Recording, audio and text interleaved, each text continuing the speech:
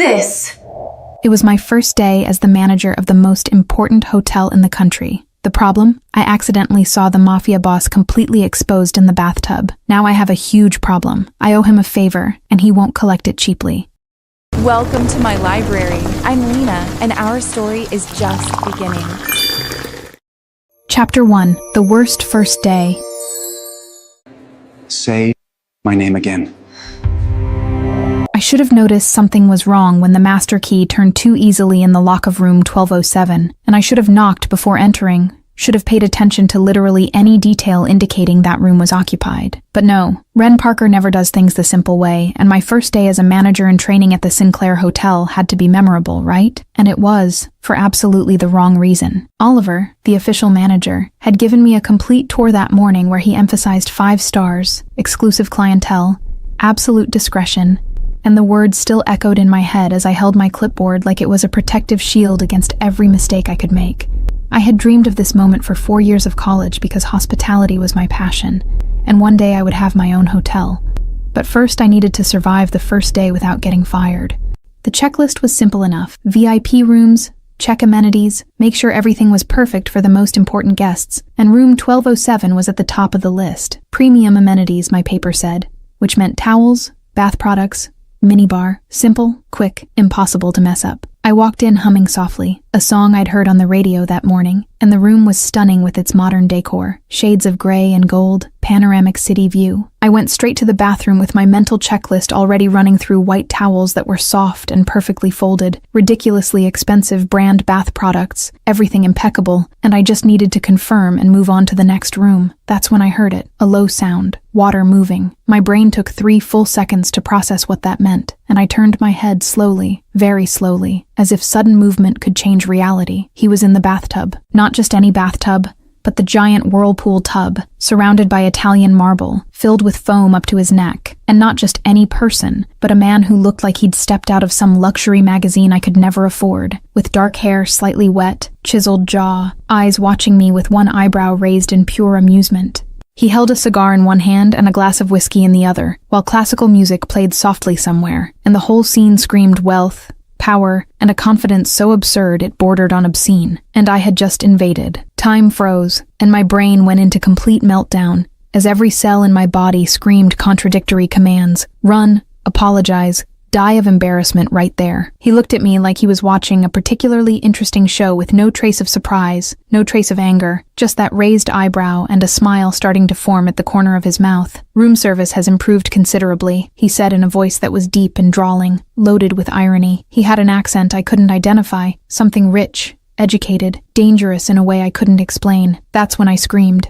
Not a polite scream of surprise, but a high-pitched, desperate scream, the kind that probably woke 3 entire floors of the hotel. The clipboard escaped from my hands like it had a life of its own and flew straight into the bathtub, falling with a wet splash in the middle of the foam, and idiotic instinct made me try to grab it back. I leaned over the edge of the tub with my hands stretched out, still screaming internally, and that's when my shoe found a puddle of water on the marble floor. The world tilted sideways, my body pitched forward with gravity pulling hard, and all I could think was that I was going to fall face first into that bathtub, on top of that ridiculously attractive man who was completely naked under the foam.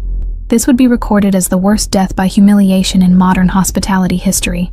A hand closed around my wrist, strong, firm, too fast to be accidental. He caught me midair, stopping my free fall into the tub, and for one absurd second we stayed like that with me half dangling over the edge, face inches from the foam, him holding my wrist with an ease that indicated real strength under that relaxed posture. Water dripped from my arm and my heart was beating so loud I was sure he could hear it. I looked up slowly. He was watching me, and up close it was worse, or better. No, definitely worse. Dark eyes, intense, with a gleam of genuine humor that made my stomach do strange flips, a small scar on his chin, eyelashes too long to be fair, and that smile. God, that smile. Half amusement, half something I didn't want to name.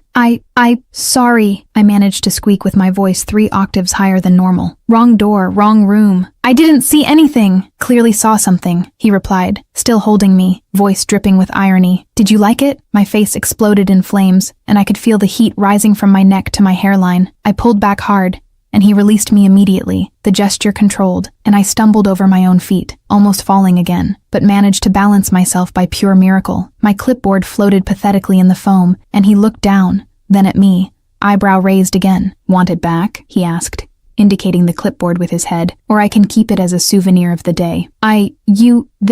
Sorry, I repeated, because apparently my vocabulary had shrunk to one word. I spun around and ran, literally ran out of the bathroom, crossed the room in 2 seconds, opened the door with such force it hit the wall, and practically flew into the hallway. My breathing came in short bursts with my hands trembling and heart still racing. I leaned against the hallway wall, trying to process what had just happened. First day, first hour actually, and I had invaded a guest's bath. Not just invaded, but screamed. Almost fell into the tub, left my clipboard floating in foam, potentially touching. No, I wasn't going to think about that. I was fired, obviously fired. Oliver was going to kill me before the official termination. I went down to the lobby in steps that tried to look professional but were closer to desperate escape. And Oliver was near reception, checking something on his tablet, and when he saw me, his face lit up. "Ren, how'd it go? Did you manage to check the VIP rooms?" I swallowed hard. I invaded a guest's bath. The tablet almost fell from his hands. "You what? Room 1207.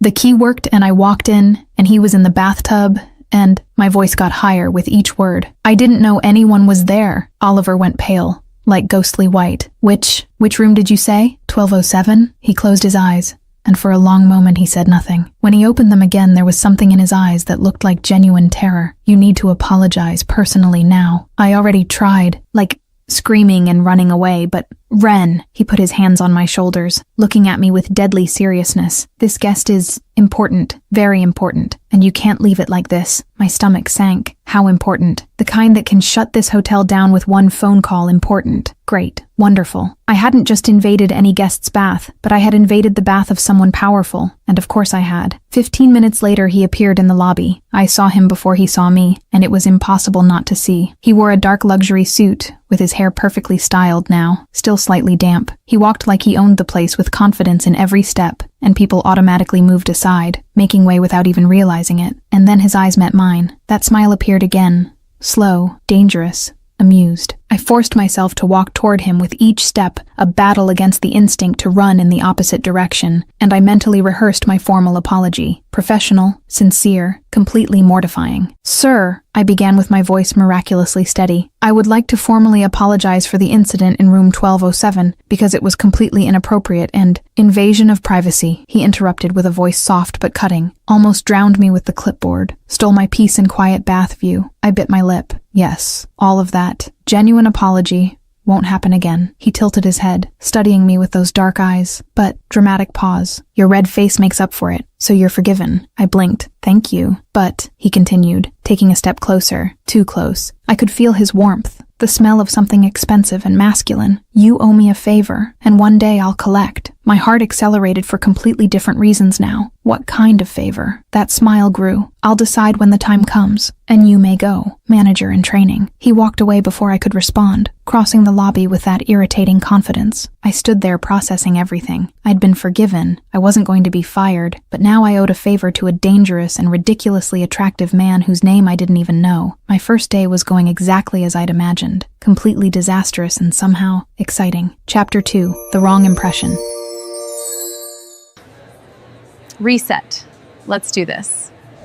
3 days, 3 full days since the foam bath incident, and I still didn't know his name. What I did know was that he was always at the hotel. Always. Like he lived here with his endless meetings in private rooms, phone calls, and discreet corners. That confident walk through the lobby that made everyone move aside like Moses parting the Red Sea. Oliver told me he was an important CEO of international imports, and that I should treat him with maximum discretion and respect, which translated to, stay away. I was trying. I swear I was trying. But he seemed to have a radar for finding me at the most inconvenient moments. Always with that sarcastic smile. Always with a comment that made my face heat up and my stomach do weird flips. Monday morning, I was reorganizing the lobby flower arrangement, one of my less glamorous but essential tasks, focused with my back to the entrance, trying to make the roses symmetrical. Invaded any more bathrooms today? I jumped, literally jumped an inch off the ground. 3 roses fell from the vase, and I turned too fast with my foot tangling in the base of the stand, and I had to grab the table to keep from falling, and he was 6 feet away in a dark gray suit, with his tie perfectly aligned, wearing that amused expression that was already becoming too familiar. "You can't just show up like that without warning," I said, trying to recover my dignity while bending down to pick up the fallen roses. "I can. Just did." He tilted his head. "Are you avoiding me?" "No," I lied, obviously. "I'm working."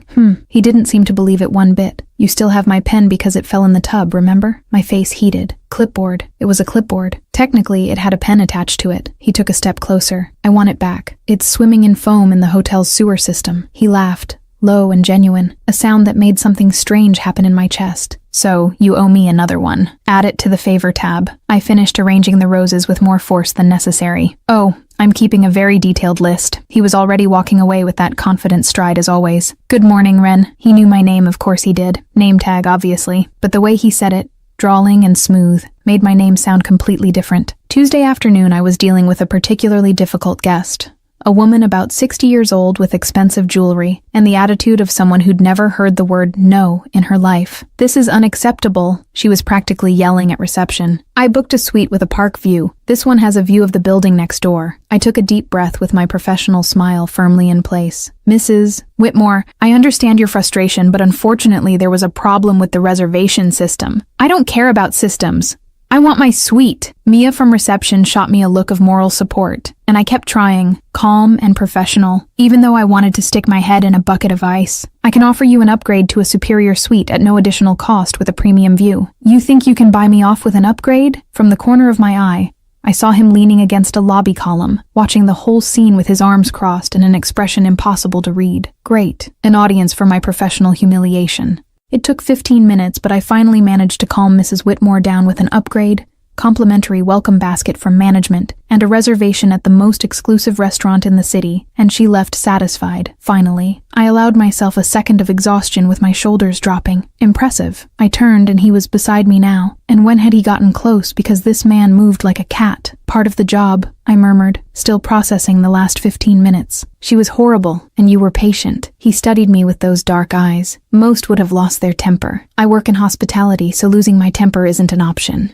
He seemed to consider this, even when they deserve it, especially when they deserve it. And I didn't know why I was having this conversation with him. Something passed across his face. Respect, maybe. Or maybe I was imagining it. "You need coffee," he said. Didn't ask, but stated it as fact. "I need to work. 5 minutes. You just survived a master-level Karen and you deserve coffee." I hesitated, but he was already walking toward the hotel cafe, clearly expecting me to follow, and I followed, like an idiot. Wednesday morning, fate finally decided I hadn't suffered enough. The elevator. I was coming down from the 10th floor after checking on an air conditioning complaint with the door opening on the 8th. And of course, it was him getting in. Black suit today with no tie and 2 buttons open on his shirt, hair slightly messy like he'd run his hand through it. And he entered, pressed the lobby button, stood on the opposite side. Small space, heavy silence, and I stared fixedly at the descending numbers. 7, 6, 5. The elevator shook, stopped. Lights flickered once, twice, then stabilized, but we didn't move. "You're kidding me," I muttered, looking at the panel. He was already pressing the emergency button once, twice, 3 times, but nothing happened. "Maintenance," he said with a voice too calm for someone stuck in an elevator, and he picked up the emergency phone, spoke quickly in an authoritative tone, then hung up. 45 minutes. 45? My voice came out strangled. Minutes? Electrical problem on the 5th floor, and they're fixing it. He leaned against the wall,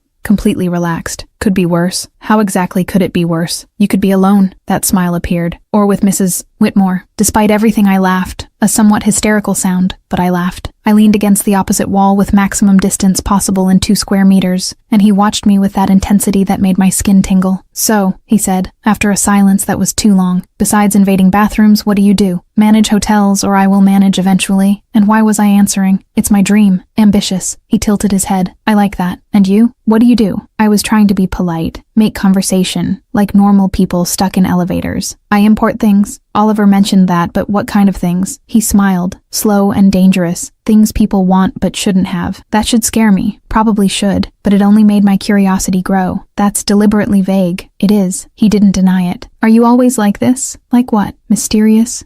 Evasive? Sarcastic? Usually. He crossed his arms. Are you always like this? Like what? Direct? Persistent, adorable when you're annoyed. My face heated. I'm not adorable. I disagree. He seemed to be enjoying himself immensely, especially when you blush. And you do it a lot. Because you say things. I stopped. Breathed. I'm not playing this game. What game? This one. Whatever you're doing. And what am I doing? He leaned slightly forward. Not much. Just enough to make the space feel smaller. Provoking. On purpose. Guilty. There was no remorse in his voice. But you provoke back now. Have you noticed? He was right. And when had I started fighting back? When had I stopped just blushing and running? The lights flickered again. Hard this time. Went out completely for 2 seconds. Total darkness. My heart raced and my hand reached out instinctively, searching for support, and found something solid and warm. His arm. The lights came back. I was holding his arm hard enough to leave a mark, and he had moved closer. Much closer, with his hand covering mine where I gripped his arm. Hey, he said with a voice that was different, softer, almost gentle. Easy, it's just maintenance. I know, but I didn't let go. Not yet. He didn't try to make me let go, and just stayed there with his hand warm over mine, his presence solid and strangely comforting. You're afraid of the dark? There was no judgment in the question, just curiosity. Elevators, since I was a kid, and I didn't know why I was admitting this. Got stuck once for 4 hours when I was 7. Something changed in his face. Understanding. That explains the panic. It's not panic, it's rational caution. Of course, he wasn't agreeing. He was humoring me, but gently. I realized I was still holding his arm, and that his hand still covered mine, and that we were too close to be casual. I let go quickly and moved back as far as possible. Sorry, Reflex. You don't need to apologize. He returned to his side of the elevator, but something had changed and the tension in the air was different. Denser. Silence stretched. Not comfortable, but not exactly uncomfortable either. Can I ask you something? My voice sounded louder than I intended. You can, though I'm not promising to answer. Why are you always here at the hotel? He considered the question for too long. Business. For 3 days straight?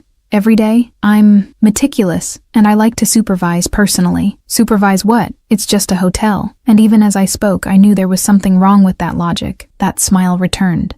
Secretive, just a hotel. Before I could press further, the elevator shook again, descended, lights stabilized, and the numbers started changing again. 5, 4, 3. When we reached the lobby, the door opened, revealing a small crowd with maintenance technicians, Oliver looking stressed, and Mia visibly worried. Ren, are you okay? Oliver practically ran to me. I'm fine, just 45 minutes stuck. I tried to sound casual. I left quickly, needing space, air, anything that wasn't that elevator and that man who made my brain short-circuit. Ren. I turned and he was still in the elevator doorway, watching me with that disturbing intensity. Thank you, he said, for not panicking. I panicked a little, just a little, and it was brave. He hesitated, something rare for him. If you need anything, let me know. And then he was gone, crossing the lobby with that confident walk, leaving me processing what had just happened. Mia appeared at my side with eyes wide. Okay, what was that? What was what? The tension. You two almost burst into flames in that elevator. There's no tension. My voice came out too high to be convincing. Ren. She looked at me with that best friend expression that sees everything. You're red. And he was different, less threatening, more human. You're imagining things. I'm seeing things and so are you. She poked my shoulder. Who is he? I don't know. A guest. An important businessman. An important businessman who looks at you like... She paused, searching for words. Like he's trying to solve a complicated and fascinating puzzle. Later that night at home, lying in bed, I could still feel it. The warmth of his hand over mine. The solidity of his arm when I held it tight. The way he spoke more gently when he noticed my fear. He was dangerous, and everything about him screamed danger. The way people moved aside. The vague comments about imports. The natural authority that made even Oliver tremble. But with me, he was different. Sarcastic, yes. Provocative always. But not threatening. Never threatening. I grabbed my phone and typed into Google, Grayson Hunt businessman. Vague articles appeared with photos at charity events.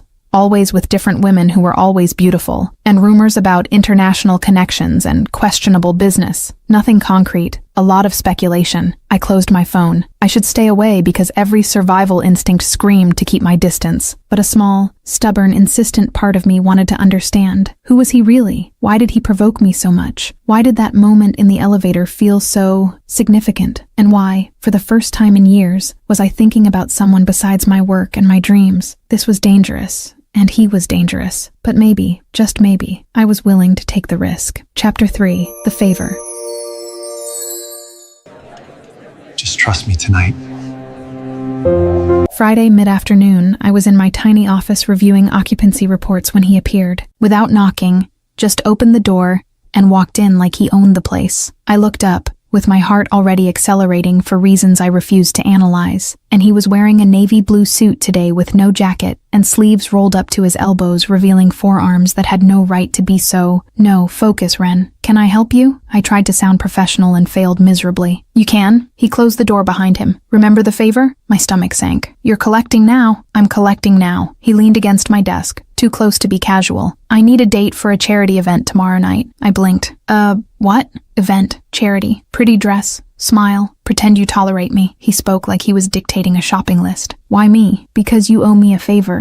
And because he paused, as if considering how much to reveal. Because I need someone real. Real? I repeated, confused. Someone who isn't in this world. Someone who doesn't have ulterior motives. Someone who invaded my bath and almost drowned in foam. That sardonic smile appeared. You're perfect. That doesn't sound like a compliment. It is. He tilted his head. So? Will you pay your debt or do I need to collect another way? The way he said it with his voice low and drawling made my skin tingle. I don't. I'm not from that world. And I don't know how to act at these events. Be yourself. That's all I ask. What if I embarrass you? Impossible. He sounded so certain of it, I almost believed him. I'll pick you up at 7, and the dress will arrive at your place tonight. How do you know where I live? I have my resources. He was already turning to leave. Wait. My voice stopped him at the door. Why can't you take someone else? Someone more suitable. He looked at me over his shoulder. Because I don't want someone else. I want you. And he left, leaving me processing those last 4 words that sounded too dangerous for my mental health. The dress arrived at 6 in the evening. Huge box with a brand I only saw in store windows I never entered. And when I opened it, I almost fainted. Dark blue, almost black. Satin that felt like liquid in my hands. Elegant and sophisticated and very expensive. Mia had come to help me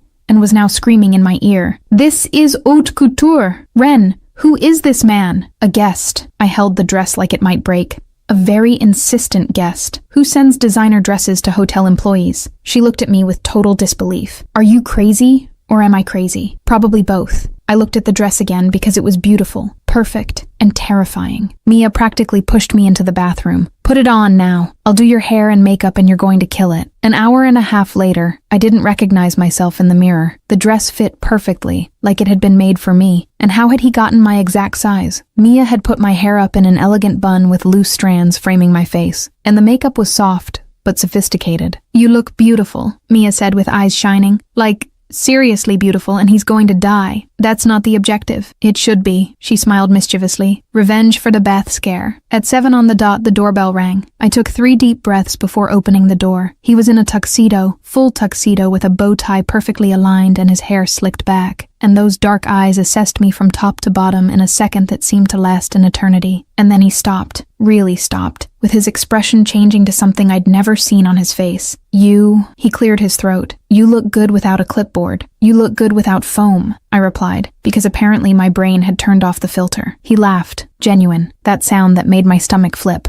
Touché. He offered his arm, and I hesitated for just a second before accepting, feeling how solid and warm it was through the expensive fabric of the tuxedo. The limousine waited at the curb, and of course it was a limousine. Inside was elegant and silent with too much space for 2 people, and he sat on the opposite side, watching me with that disturbing intensity. Nervous? He asked. Terrified, and honesty seemed safer than lies. You don't need to be. Just stay by my side and smile when appropriate, and I'll handle the rest. Who's going to be there? Rich people, bored people, people pretending they care about charity. There was heavy cynicism in his voice. Nobody who really matters. Then why go? Appearances, business, obligations. He looked out the window. Tedious things that are part of my world. World of imports? I tried to keep my tone light. He looked back at me with something like amusement in his eyes. Something like that. The event was at a hotel even more luxurious than the Sinclair, with everything gold, crystal chandeliers, and people in clothes that cost more than cars. When we got out of the limousine, he offered his arm again. Ready? No, but I accepted anyway. We entered together, and I immediately felt stares, many stares, with people noticing and commenting quietly, obvious curiosity on every face. He didn't seem to care at all, and walked with that natural confidence, guiding me through the crowd. Grayson! An older man appeared with a political smile. What a surprise to see you here. Richard, he greeted with a brief nod. This is my associate, Wren Parker. Associate.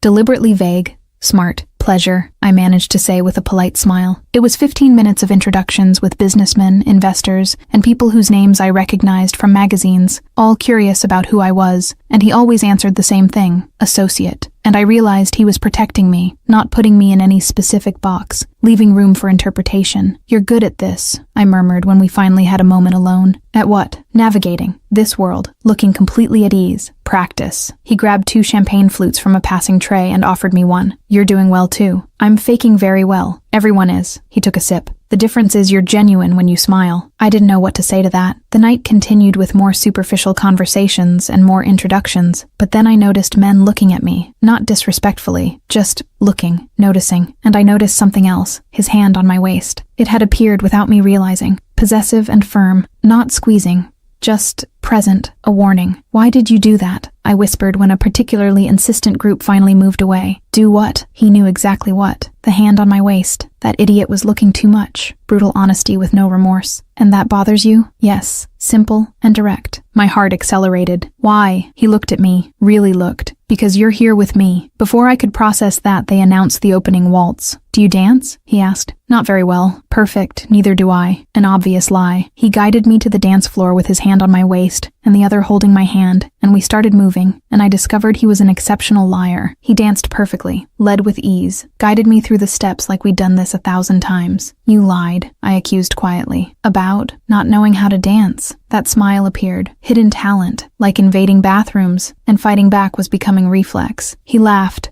low and close to my ear. You're quick. I learned from the best sarcastic person I know. I feel honored. We were too close now, too close, and I could feel his warmth, the smell of something expensive and masculine that I was starting to associate only with him. You're different tonight, I dared to say. Different how? Less sharp, more. I searched for the right word. Present. Something passed across his face. Surprise, maybe. You do this to me. Do what? Make me forget. He spoke so quietly I almost didn't hear. Everything that isn't this, here, now, you. My heart was beating so hard I was sure he could feel it. That's dangerous. I know. He didn't deny it. The music changed to something slower, and he pulled me even closer. Not inappropriate, but definitely intimate. Gray, I used the name I'd heard other people call him, and it sounded strange in my mouth, too familiar. Who are you really? He looked at me with total intensity. Someone who should stay away from you. But you're not. But I'm not. A simple agreement. The music ended with polite applause, and he released me slowly, as if reluctant. I'm going to the restroom, I murmured, needing air, space,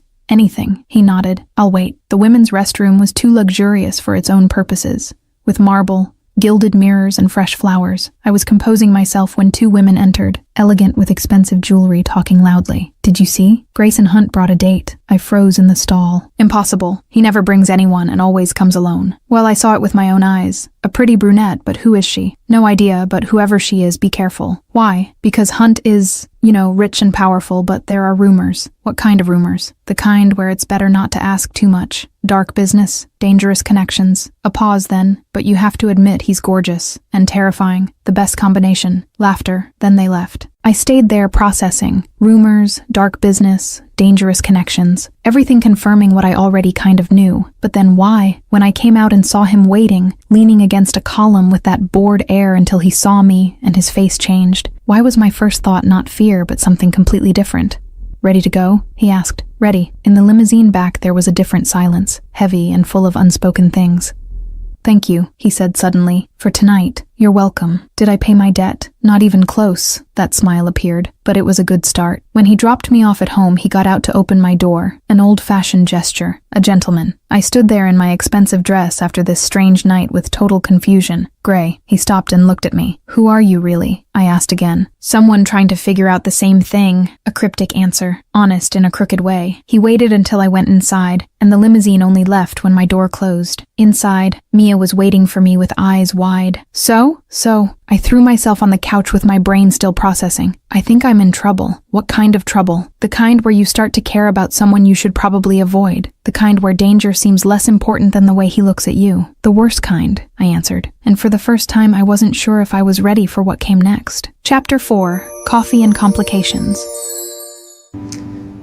Coffee changes everything, Ren. Monday morning, a week after the event, I was reorganizing the reception filing system when I felt it, that presence, that specific warmth my skin had learned to recognize before I even turned my head. Gray was leaning against the reception counter in a gray suit with no tie and coffee in hand, watching me with that small smile that meant trouble. "Good morning, Ren." My name and his voice still did strange things to my stomach. "Good morning. Need something?" "Coffee." He raised the cup he already had. "With me now. I'm working. 15 minutes. You just survived a master-level Karen and you deserve coffee." I hesitated, but he was already walking toward the hotel cafe, clearly expecting me to follow, and I followed, like an idiot. We sat at a discreet little table in the hotel cafe, and he'd brought a second coffee for me, knew how I took it, and when had he paid attention to that? "So," he began, too relaxed in his chair, "how was the rest of your weekend?" "Normal. Work. Netflix. Nothing exciting." I took a sip, and it was perfect. Of course it was perfect. "And yours?" "Tedious. Meetings. More meetings."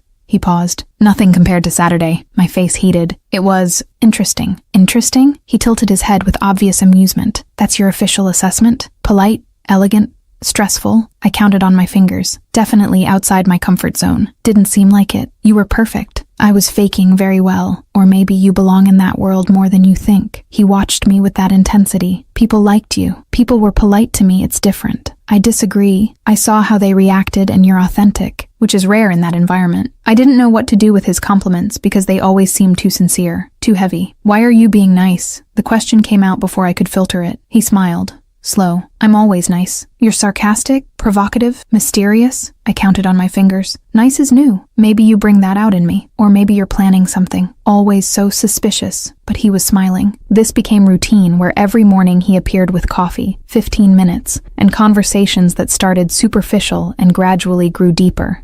Tuesday he asked about my family, and I told him about my parents, retired in a small town, proud but worried about my career choices. Wednesday he mentioned never having had a stable family life with absent parents, raised by a grandmother who died when he was 15, and all said casually, "But I saw the hidden pain." Thursday we laughed about hospitality disaster stories because I had millions, and he pretended surprise at each one. "You attract chaos," he observed with eyes shining. "Chaos attracts me," I corrected. Big difference. Not so much. And I realized we were building something. Knowledge and familiarity, something dangerous and inevitable. Friday, the universe decided I was too comfortable. A delivery guy arrived mid-afternoon with a gigantic flower arrangement of white roses, lilies, and something that looked like rare orchids, enormous and ridiculous and beautiful. "For Ren Parker," the delivery guy announced. Everyone at reception looked, and Mia practically jumped for joy. I grabbed the card with trembling hands, and there were just 4 words in elegant handwriting. "Thank you for the company, J."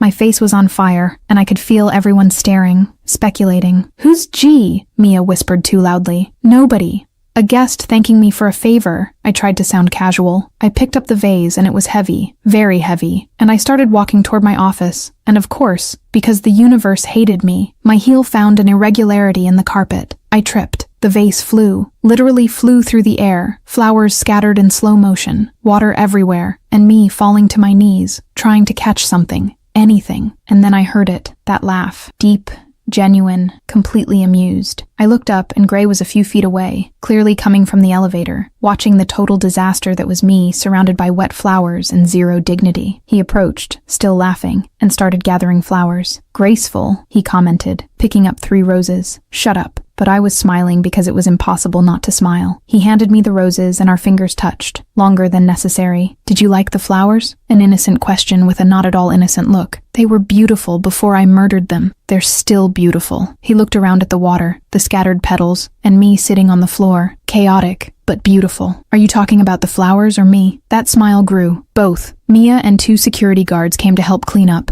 and Gray disappeared before I could thank him properly. But in my office later I found a single lily in a glass of water with a note, "Survivor, like you." The following Monday, I was preparing coffee for an important meeting in the executive lounge, with 15 cups on a huge tray and careful hands. Everything was perfect until it wasn't. I turned too fast. The tray tilted, and a cup slid directly onto Gray, who had just entered the lounge. Hot coffee spilled on his suit sleeve, white and obviously white. I froze, absolutely froze. He looked at the stained sleeve, then at me, with an expression unreadable. "I'm so sorry. So sorry. I'll pay for cleaning, or a new suit." He laughed. Not a polite laugh, but a real belly laugh with his head thrown back and eyes shining. He was still laughing. "You have something against me being wet." It took me 3 seconds to process. Bath, foam, now coffee. My face exploded in flames. "That wasn't on purpose." "Of course not." He took off his jacket, revealing the white shirt underneath. "But it's becoming a pattern." "It's not a pattern. It's 2 isolated incidents. In 3 weeks." He folded the jacket over his arm. "Statistically significant. You can't use statistics against me right now." "I can. Just did." And he was completely unconcerned because any other man would be furious, but he found it hilarious. "You're not mad. Why would I be? It was an accident." He moved closer. "And it's worth it to see you blush like that. This man was going to kill me, from embarrassment or something else, and I still didn't know which." Wednesday, everything crumbled. A guest was yelling, loud and offensive, at me. "This is unacceptable. 7 a.m. wake-up call. Wrong room service. This is a joke of a hotel." I took a deep breath, professional and calm. "Sir, I apologize for the inconvenience, and I can offer—" "I don't want offers. I want competence, something that's clearly lacking here." Oliver was beside me, equally pale, and the guest continued with words getting crueler. And then I noticed Gray in the lobby, watching everything, with a dangerous expression. The guest finally left, still complaining, and I was shaking, not from fear, but from contained rage and frustration. "Ren," Oliver began. "I'm fine. I wasn't, but I'd pretend until it was true." I turned to go back to work and almost ran into Gray. "He's an idiot," he said, simple and direct. "It's part of the job." It shouldn't be. There was something in his tone, something dark. "You were professional and he was abusive. I can handle." "I know you can. Doesn't mean you should." He hesitated. "Dinner. Tonight. My room." I blinked. "What?" "You had a terrible day, and I'm going to feed you. Simple as that. That's not appropriate." "Do I care?" He was already walking away. 8 o'clock, room 1207, don't be late." At 8 o'clock I was at the door of room 1207. The same door as the original disaster, and of course it was. I knocked 3 times. He opened it, looking casual in jeans and a button-down shirt, with the first 3 buttons undone, bare feet, and hair slightly messy. And the smell? Food. Real food. "Coming in, or are you going to stand there?" He moved aside, making space. I entered, and the table was set with Thai food from a restaurant I knew was ridiculously expensive. Candles. And nothing over the top, just cozy. "You cooked?" I knew the answer. I lied. "Delivery." He indicated a chair. "But I heated the plates. Does that count?" I sat, still processing. "Why did you do this?" He sat across from me. "Because you had a horrible day. Because no one should talk to you that way. Because—" A pause. "Because I wanted to." We ate in comfortable silence for a few minutes, and the food was amazing. But better, the company was unexpectedly easy. "Why are you nice to me?" The question escaped. He looked up. "What do you mean?" "You're intimidating, powerful, and everyone's afraid of you." I gestured with my fork. "But with me, you're different." "Why?" Gray put his fork down and looked at me. Really looked. "Because you see me as Gray, not the rest." "The rest?" "Things you don't want to know." Cryptic as always. "What if I do want to know?" "You don't. Trust me." There was weight in that. A warning. "You scare me sometimes," I admitted. "Not physically, but the intensity, the mystery, the way everyone reacts to you. I should scare you." He was serious now. Completely serious. "I'm not a good person, Ren." "I don't believe that." "You should. You sent flowers, laughed at coffee on your suit, made dinner because I had a bad day." I counted on my fingers. "Bad people don't do that. Bad people do what they want, and I want you happy." Heavy silence with words suspended in the air. "Why?" My voice came out small. "Because you make me laugh. Make me forget the rest. Make me want to be better." He ran his hand through his hair. "And that's terrifying." My heart was racing. "Gray, don't say anything, not yet." He stood. "Dessert." I brought cheesecake. The rest of the night passed in lighter conversation with childhood stories and favorite movies, and we discovered we both hated cilantro and loved thunderstorms. When I left, it was past midnight. At the door, he held my wrist. Gentle. "Thank you." "For what?" "For seeing me, Gray. Not the rest. Always." And I didn't know when I decided this, but it was true. He released my wrist slowly. Reluctant. In the car going home, I admitted to myself that I was falling in love with a dangerous man, mysterious and completely wrong for me, and somehow it felt completely right. Chapter 5. Truths and Lies. And now what? 2 weeks. 2 weeks since that dinner in his room, and things had changed. Not drastically, but subtly and dangerously. Gray still showed up for coffee every morning, but now he sometimes brought croissants, my favorites. And how did he know? I didn't ask. He still provoked me constantly, but the comments had layers now, double meanings, things that made my heart race. And me, I was falling, fast and deep, for a man I still didn't completely understand. But the universe doesn't let you be happy for long without collecting payment. Thursday morning, I was in Oliver's office discussing changes to the reservation system, and he was distracted, checking emails, answering messages. Of course, Mr. Hunt asked to implement this by Friday, he murmured. More to himself than to me. I froze. Mr. Hunt. Oliver looked up, realized what he'd said, and went visibly pale. The guest, Gray Hunt, he made a suggestion, and why would a guest have authority to request system changes? My voice came out sharper than intended. He's an important guest. Very important. Oliver was sweating. We value his opinion. Oliver, I leaned forward. Who is he really? Ren, I can't. Can't or won't. He closed his laptop and looked at me with something like pity. Some questions are better asked directly to the person involved. I left the office with more questions than answers. Mr. Hunt, authority over internal changes. Oliver terrified just mentioning the name. Who exactly was Gray? Friday afternoon, the second puzzle piece fell. A man entered the hotel, tall with broad shoulders, dark suit, and a serious expression, and there was something about him that screamed professional danger, private security, bodyguard, something like that. He went straight to reception, looking for Gray Hunt. He's in a meeting in the executive lounge. I responded automatically. Can I take a message? The man assessed me, long and calculated. You're Ren Parker. It wasn't a question, but a statement. I am? And you are? Dominic. He didn't offer a last name. I work with Gray. Imports? I tried to sound casual. Something like humor passed across his face. Something like that. I'll let him know you're looking for him. I picked up the internal phone. He mentioned you. Dominic spoke before I dialed. I paused. He did? Said to be careful. That you're important. He tilted his head slightly. Gray doesn't say that about many people. Before I could respond, he was already walking toward the elevator, leaving me with more questions and more pieces of a puzzle I didn't know I was assembling. Gray mentioned me to his associates and said I was important. What exactly was happening? Saturday, Mia came to my apartment with a laptop, wine, and determination in her eyes. Okay, let's find out who your mysterious man is. She opened the computer before even sitting down. He's not my Ren, flowers, private dinners, daily coffees. He's something. She was already typing. Grayson Hunt, right? Mia, I don't know if we should. Too late. She spun the screen. Articles appeared. Several of them, with photos from charity events where Gray was always impeccable, always with different women, all beautiful, and all clearly temporary. Businessman Grayson Hunt present at annual gala. Mia read. Import magnate seen at charity event. More articles.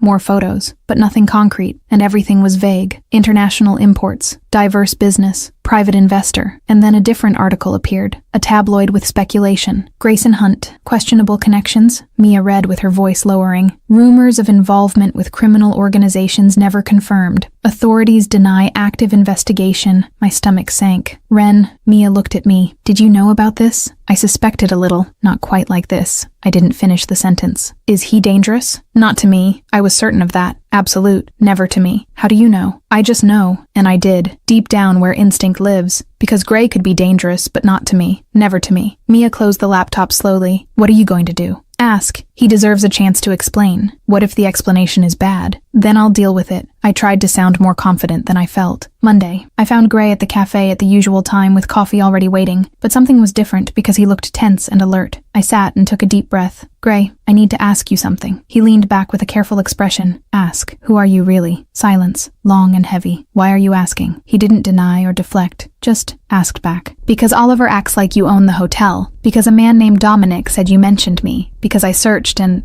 I paused. Because I care, and everyone acts strange around you.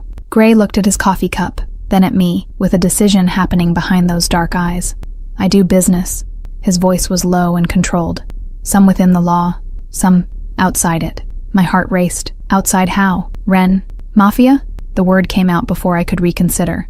His silence was answer enough. Not verbal confirmation, but confirmation in his eyes, in his posture, in the way he waited for my reaction. I swallowed hard and processed. Would you hurt me? Never. The answer came fierce, immediate, and without hesitation. Never, Ren. Ever. So, I organized my thoughts. I'm not part of your life, that part. And you don't bring that to me here, right? Right. He was still watching me. Cautious. Then, okay. Gray froze. Okay? Okay, I repeated, firmer now. You don't involve me in it, and you don't hurt me. So okay, you should be afraid. Probably. I took a sip of coffee, but I'm not. You're crazy. But there was something on his face. Admiration, relief, something deeper. You already knew that. I tried to smile. Since the foam bath. He almost laughed, almost. But there was still tension. Something more. There's more. And it wasn't a question. Gray took a deep breath and looked around at the empty cafe at this hour with just us. I own this hotel. The world tilted. What? Hotel Sinclair. It's mine. A front to launder money. He was speaking quickly now, like he needed to get it all out. Oliver is a front, the official manager on paper, but I'm the real owner. My mind spun.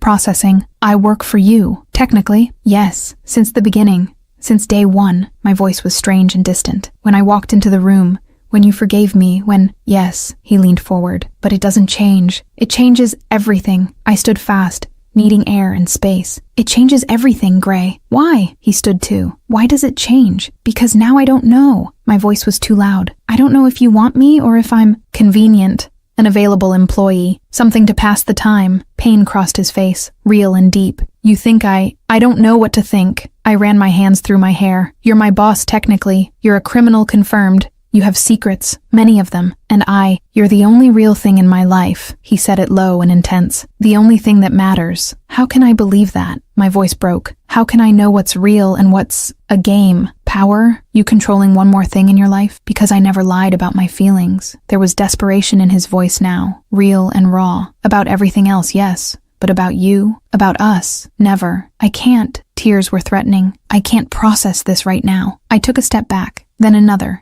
And he didn't follow, but I saw it in his eyes. Panic, fear, something breaking. Ren, please, I need to think. My voice came out shaky. I need time to understand, to process everything. How much time? He looked desperate and lost, so different from the confident man I'd met. I don't know. Brutal honesty. I just don't know. I can wait. He took a step toward me and stopped when I backed away. I can wait as long as you need. What if I decide it's too much? That I can't do this? Raw pain appeared on his face. Then I'll have to accept it, but please, don't give up without thinking, without giving it a chance. I didn't answer because I couldn't, and I turned and left the cafe with fast steps, almost running. I felt his eyes burning on my back, desperate and destroyed. In my office, I closed the door, leaned against it, and slid to the floor with tears finally falling, silent and abundant. Gray owned the hotel, my secret boss, a confirmed criminal and money launderer, everything I should avoid. But he was also the man who laughed at my clumsiness, who sent flowers, who made dinner when I had bad days, who looked at me like I was precious. How to reconcile that? How to choose? My phone buzzed with a message from him. Sorry for not telling you before. Wanted to protect you. Wrong choice. One of many. But my feelings? Real. Completely. Always. Another text came seconds later. I won't pressure you. Won't show up. Take your time. But know this. You're not convenient. You're essential. Huge difference. A third text. The last one. I understand if you don't want this anymore. Understand if I ruined it. But please believe, every moment was real. You're real. What I feel is real. I love you. Always have. Since that ridiculous first day in the bathroom. And I'll keep loving you, even if you decide to walk away. I held the phone against my chest and cried harder now, without silence and without control. Because the truth, the terrifying truth, I loved him, even knowing everything, even with the danger, even with the lies. I loved him, but was love enough when there was so much against us, so much risk, so much uncertainty? I didn't have an answer, not yet. I only knew something had broken today, and I wasn't sure if we could fix it, or if we should even try. Chapter 6. Distance and Danger.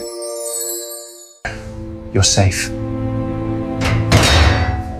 1 week, 7 full days without seeing him, without coffee, without provocations, without that presence that had become as essential as breathing. I was avoiding him actively, switching shifts with coworkers, arriving earlier, leaving later, anything to avoid crossing paths with Gray in the hotel hallways. Oliver looked at me with growing concern, but said nothing, and Mia tried to talk, but I deflected because work was my refuge, my distraction, my way of not thinking about the emptiness growing in my chest. But I knew, even without seeing him, I knew he was respecting my request for space because he came to the hotel less now, and I noticed from the way employees commented, from the absence of that energy that always filled the lobby when he was present. We were both miserable, and neither of us knew how to fix it. Tuesday morning flowers arrived, yellow roses in my second favorite color with a simple card, thinking of you. Gee, I looked at them for 10 full minutes because they were beautiful, perfect, and painful. I returned them, and asked the delivery guy to take them back with a note. Please, don't. Wednesday I found an envelope under my office door, expensive paper with masculine and elegant handwriting. I'm not giving up,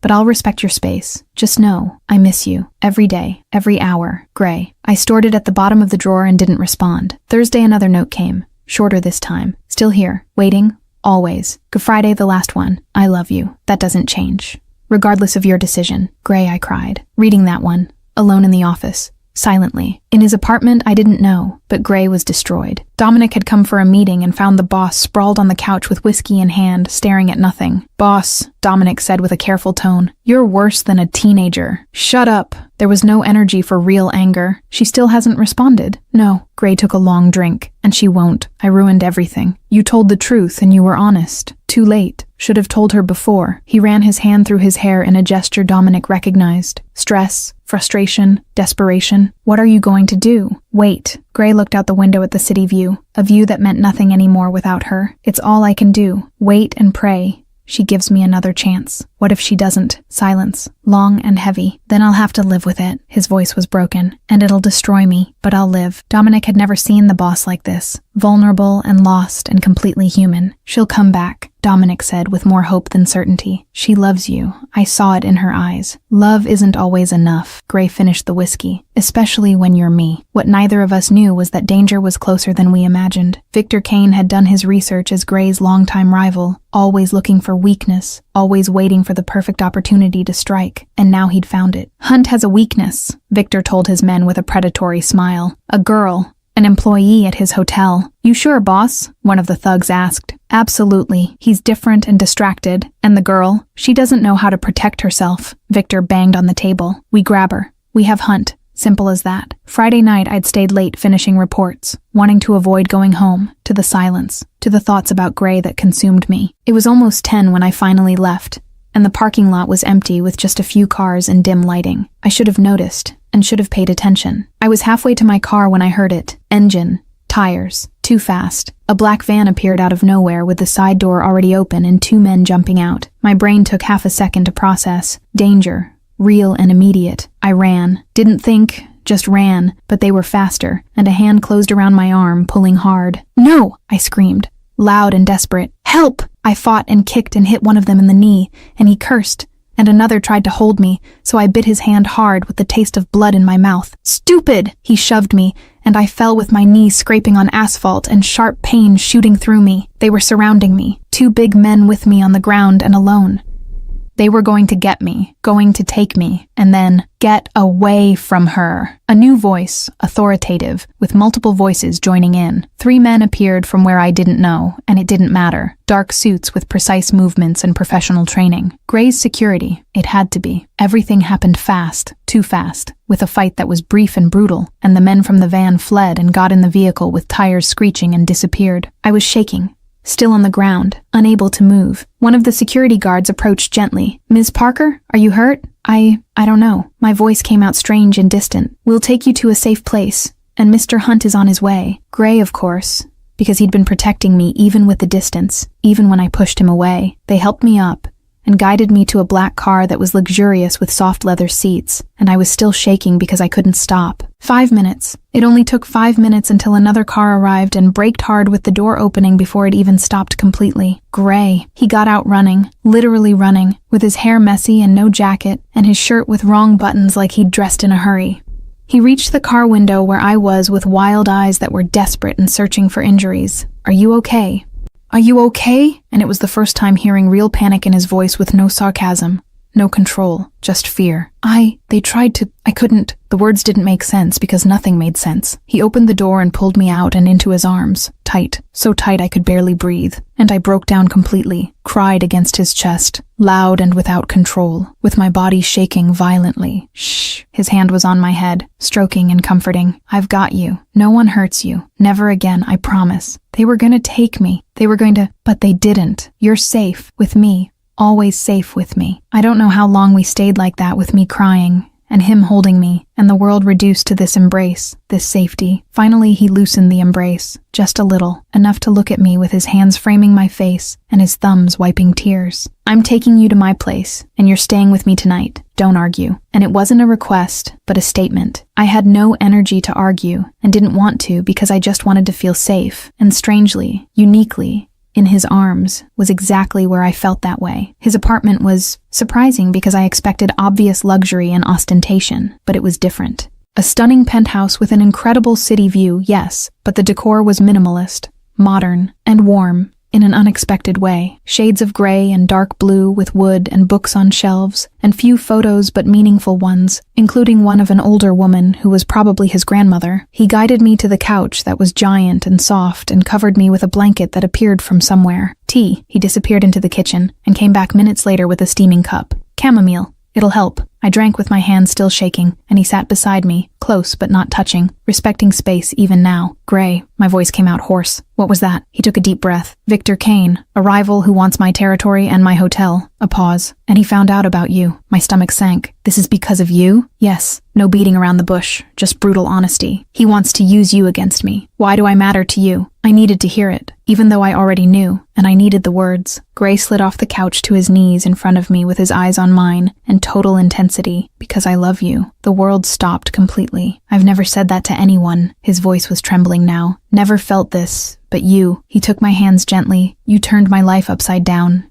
Made me feel. Made me want to be better. Made me human again. I'm clumsy, annoying, chaotic. You're perfect. He squeezed my hands. For me, exactly as you are, every ridiculous disaster, every moment of stubbornness, every smile that lights up the whole day, perfect. Tears were falling again. Different now, not from fear, but from something bigger. Your world is going to kill me, I whispered. Almost did today. Something changed in his face with determination that was dangerous and absolute. Then I'll kill my world first. What? Victor. He's going down, and I'll make sure of it. His voice was cold now, calculated. And then, I'm out. My heart stopped. Out? From the Mafia. From crime. From everything. He looked at me with raw sincerity. I'll clean up my life and make everything legitimate. It'll take time, but I'll do it. Why? Why would you do that? For you. Simple and direct. I'd do anything for you. Absolutely anything. Gray, my voice broke. You can't change your whole life for me. I can and I will. He leaned closer. Because for the first time I have a reason. I have a future I want. With you. If you'll let me. This is going to be dangerous. And Victor won't touch you again. It was a promise. And a threat. I guarantee it. With my life if necessary. I don't want your life. I want you, alive and safe. I held his face, whole. Then stay with me. He turned his face and kissed my palm. Let me protect you. Let me love you the right way, the way you deserve. What about last week? The confusion? It was real, and you had a right to be angry and confused. He pressed his forehead to mine. But please, give me another chance. One last chance to do this right. I looked into his eyes and saw everything. Fear, love, desperation, hope, and determination. This man was on his knees in front of me, vulnerable. Offering everything, promising to change his entire world. For me, one condition, my voice was firm now. Anything. Honesty, total and always. About everything. Danger, problems, fears, everything. I promise. No hesitation. And I'm coming with you in this exit from this life. I'll help you and be your partner for real. Something passed across his face. Relief, gratitude, and love so intense it almost hurt to look at. Partner, he agreed. In everything. He pulled me into his arms again, more gentle now. Safe and complete, and for the first time in a week I breathed completely. There was still danger because Victor was still out there, and the future was still uncertain, but we had each other, finally, and completely, and honestly, and maybe, just maybe, that was enough to face anything. Chapter 7, War and Worth. I won't be controlled. You're staying here. Gray said this the next day after I woke up in the guest room of his apartment, and he'd let me sleep alone, respecting boundaries even after everything. Now with breakfast on the table, he was serious, dangerously serious. Stay here? I repeated, holding my coffee cup. In the apartment with me, until Victor is neutralized. He leaned back in his chair. It's not a request, Ren. I can't risk you again. For how long? 2 weeks. Maybe 3. He ran his hand through his hair in a gesture I already knew meant stress. I'll resolve this fast. But I need to know you're safe. What about my job? Already talked to Oliver and you're on leave. Paid. Officially for security reasons. He looked at me. Mia will stay here with you for company and for extra security. You already planned everything. Yes, no apologies, because I'm not losing you. Not when I just got you back. I wanted to argue, and part of me wanted to say I could take care of myself. But the truth? After yesterday, I was terrified and grateful for the protection. Okay, I nodded. 2 weeks. But you keep me informed about everything. I promise. He stood and came to me, kissed my forehead gently. I'll end this, and then we'll have our life for real. Mia arrived an hour later with 2 suitcases, and eyes wide looking at the apartment. Okay, your criminal boyfriend is rich. She dropped the suitcases. Like, absurdly rich. Mia, what? Am I wrong? She spun around, admiring everything. Incredible view. Perfect decor, armed security downstairs. This is James Bond level wealth. He's trying to keep me safe. I know, and it's kind of sexy in a terrifying way. She hugged me tight. How are you? Really? Scared? Confused? In love? Honesty flowing out. All at the same time. Welcome to the most intense relationship in the world. She smiled. But he loves you. I saw it in his eyes yesterday. And that man would kill for you. I know. And I did. Completely. That's why I'm here. The first few days were strange because I was living in Gray's apartment, but without Gray since he left early and came back late. Always exhausted and always tense. But every night he sent me messages. Productive day. Closer to resolving. I love you. Difficult but necessary meeting. Thinking of you. Always. I miss you. So much. Soon this ends and you're completely mine. Mia and I created a routine where we watched movies, cooked, and talked about everything, and she distracted me when I got too anxious. Tell me about him, she asked on the 5th night with wine in hand. The real Gray, not the criminal, the man. I smiled, because it was impossible not to smile thinking about him. He's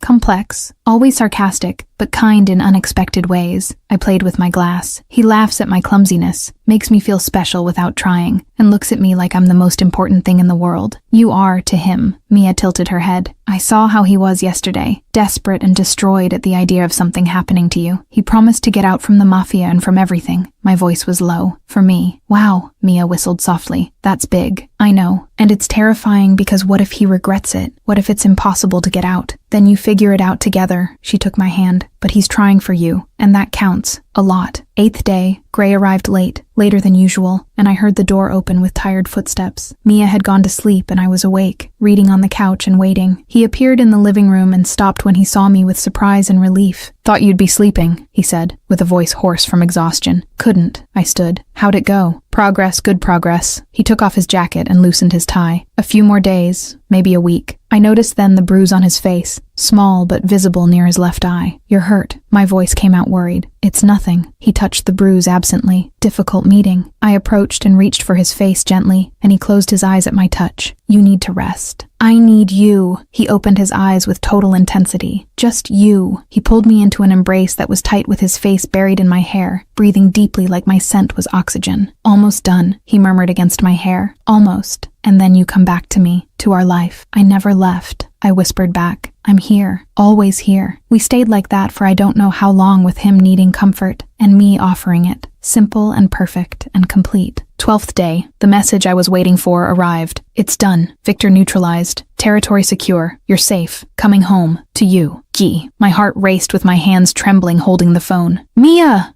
I shouted. It's over! He did it! She came running from the bedroom, read the message and screamed too, and we hugged jumping like teenagers. Is he coming? She asked. He's coming home to me. Tears of relief were falling. It's really over. An hour later, I heard it. Key in the door opening, footsteps, and then he was there, Gray in the hallway with his eyes searching for me and finding me. I didn't think, just ran, crossed the room in seconds and threw myself into his arms, and he caught me, lifted me off the ground, spun once with his face buried in my neck. Are you okay? I asked against his shoulder. Are you hurt? Did something happen? I'm fine. Perfect now. He put me back on the ground with his hands framing my face. It's over, really over, and you're safe. And Victor, neutralized, won't touch you again. Us. Ever. Absolute determination filled his voice. I made sure of it. Tears were falling freely now with relief, happiness, and love overflowing. 2 weeks, I said. 2 weeks without you for real. It was horrible. I know. For me too. He wiped my tears with his thumbs. But now we have time. All the time in the world. And then he kissed me. Finally. After everything. All the provocations. All the tension. All the fear. The kiss was loaded and desperate with fear transformed into relief. Relief transformed into love. And love transformed into promise. I deepened the kiss with my hands in his hair, pulling closer, wanting to erase weeks of distance and fear and uncertainty. When we pulled apart, both breathing hard, he pressed his forehead to mine. I love you, he said. I love you so much it scares me. I love you too. The words came easily and true. I was afraid to say it. Why? He looked at me, confused. Because it's real, and real can hurt. Raw honesty poured out. I could lose you. And that terrifies me. You won't lose me. It was a fierce promise. Never. I made my choice. You. Always you. Above everything. He kissed me again, more gentle now, deep and full of promise. Hi? Mia's voice came, trying not to laugh, still here witnessing this cinematic moment. We pulled apart with laughter, and Gray was still holding me, not seeming to want to let go. "Thank you, Mia," he said, "for taking care of her." "You're welcome, but now I'm going back to my apartment and letting you two reconnect." She winked. With dignity and privacy, she hugged me quick and whispered in my ear, "Enjoy it, you deserve it," and she left, leaving the two of us finally alone and completely. Gray looked at me with a silent question in his eyes. Permission, consent, certainty. I took his hand. "Come." That night was, I don't have the right words, and I won't describe details, because some moments are just ours, private and sacred, but it was gentle and full of feeling, and he touched me like I was precious, fragile, and essential, looked at me like he was memorizing every detail, every breath, every moment. And after, lying together with my head on his chest and his fingers drawing patterns on my back, I finally breathed completely. I was afraid to say I loved you, I admitted in the silence, because doing that meant admitting how much you matter, how much I needed you. I was afraid too. His voice reverberated in the chest under my cheek. Never loved anyone before and didn't know how, but you taught me. I didn't do anything. You were you, authentic and real, chaotic and perfect. He kissed my head. You made me want to be better for you, and because of you, I won't let you get hurt. Not for me. I looked at him, serious. If getting out of the Mafia puts you in danger, it won't. He pulled me closer. Already started the transition, slowly and carefully, and Dominic is taking over territory while I'm getting out gradually. It takes time, but it's safe. How long? 6 months, maybe a year to be completely clean. He looked at me. Can you wait that long? I'll be by your side every step. It was a promise. Partners, remember? Partners, he agreed, smiling, in everything. Next morning, I woke to the smell of coffee and something burning. I entered the kitchen and found Gray fighting with the coffee maker, with smoke coming from a clearly sacrificed piece of toast. Are you cooking? I tried not to laugh. Trying. He looked at the black toast, failing miserably. I laughed because I couldn't help it, and I approached and took the destroyed toast. I'll make breakfast and you sit and look pretty. Look pretty? He raised an eyebrow. It's your natural talent.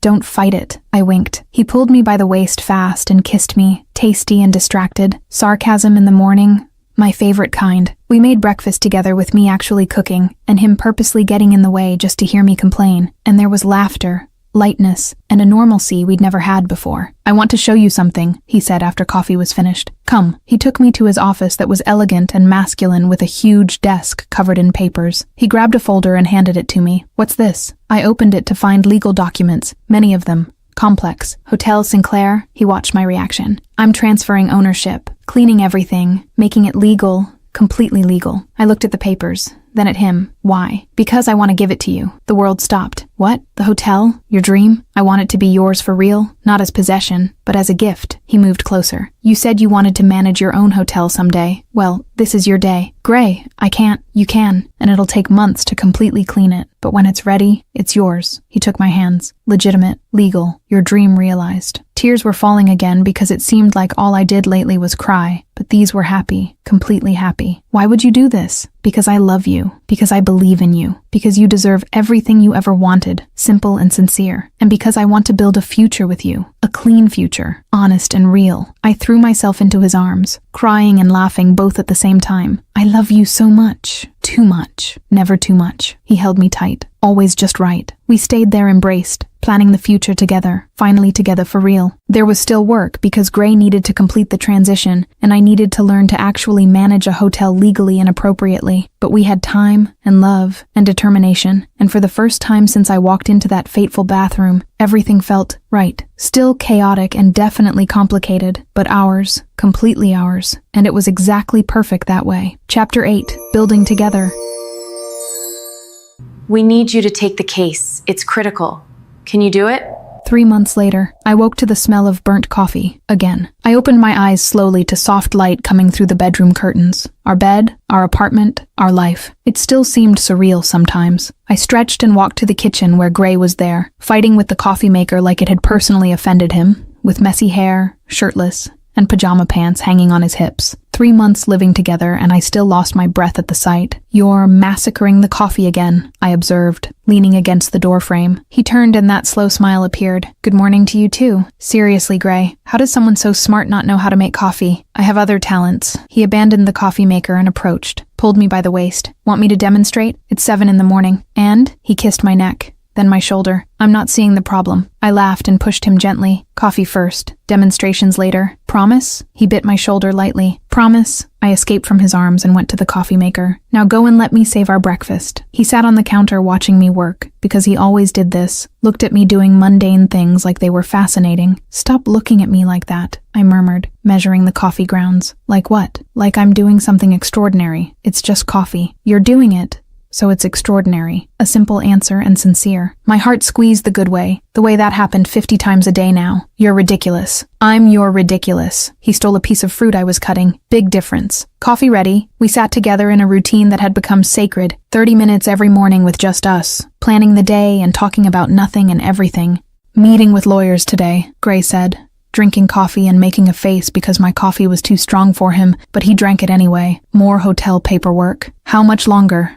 I asked for the 1,000th time. 2 months, maybe 3. He took my hand. It's happening. Slow, but happening. I'm anxious for it to be official, to really be mine. It's already yours and the paper just formalizes it. He kissed my fingers. How's work? Is Oliver still trying to teach you things you already know? I laughed. He means well. He's just overprotective. With good reason, because you're precious. No sarcasm. Just truth. To me, to the hotel, to everyone. Working at the Sinclair had changed completely because I was still officially manager in training, but now I knew the truth, and I was learning not just hospitality, but business, transition, how to clean up a company, and how to make everything legitimate. Gray taught me with patience and detail, treating me as an equal and as a real partner. I'll be late today, I warned, training on the new reservation system. Me too, meeting with Dominic for the final territory transfer. He paused. It's going to be strange not being in that anymore. Do you regret it? A small fear, always present. Never, immediate answer. Fierce. Best decision I ever made. And you're the best decision I ever made. I leaned in and kissed him, tasty and slow, a silent promise of gratitude and love. You guys are disgusting. We pulled apart laughing, because Mia was at the door with the key Gray had given her, and she always showed up without warning. Good morning, Mia. Gray didn't look embarrassed at all. Coffee? Please, as long as Ren makes it, because your version is a crime against humanity. Everyone's a critic, he muttered, but he was smiling. Nights were my favorite part. Cooking together had become tradition with me doing real work, and Gray helping, which usually meant purposely getting in the way just to hear me complain. Are you going to cut the tomatoes? I asked for the 3rd time. I'm supervising. He was leaning on the counter with a wine glass in hand, watching me. Supervising isn't real work. It's important work, and ensures everything is being done correctly. Gray? I stopped and looked at him, serious. Tomatoes now. He sighed dramatically but picked up the knife and started cutting slowly and deliberately. I went back to the stove, stirring sauce, with the smell of garlic and basil filling the kitchen. Arms closed around my waist from behind with his chin on my shoulder. Did you cut the tomatoes? I asked, suspicious. I cut 3, that's sufficient. Gray! Shh, I'm having a moment. He kissed my neck. My moment appreciating my beautiful girlfriend making dinner. You're impossible. I'm your impossible, echoing the morning. Huge difference. I turned in the circle of his arms and faced him with his dark eyes watching me with that intensity that never diminished. I love you, I said, and it still sounded new and special every day. I love you more, his automatic response now. Impossible. My love is mathematically greater. Can't prove it. He was smiling that genuine smile, rare for others, but frequent for me.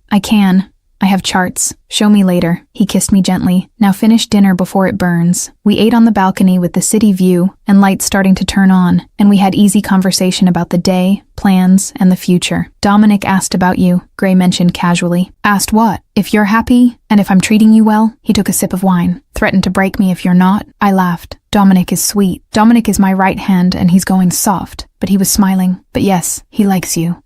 And everyone does. Even the ones who didn't want you to leave. Silence. Brief and heavy. This was the difficult side. The part we didn't talk about much. But it existed. Always present. Some still push, Gray admitted. Think I'm making a mistake and that you're a weakness. My stomach tightened. Am I? No. He took my hand and squeezed. Your strength, reason, and future, and they don't understand, but it doesn't matter. What if they try to? They won't. A cold promise. Dangerous. I made it very clear that you're untouchable. Absolutely untouchable. Gray. No discussion, Ren. He looked at me. serious. I won't lose you. Not again. Never again. I nodded because arguing was useless, and this was the side of him that was still criminal, protective, possessive, and dangerous. And strangely, I didn't care because it came from love, from fear of losing, and from the need to protect. That night I woke from a nightmare. Kidnapping again with the black van, hands grabbing me, screaming but no one hearing, being taken, losing Gray, losing everything. I woke with a scream stuck in my throat, cold sweat,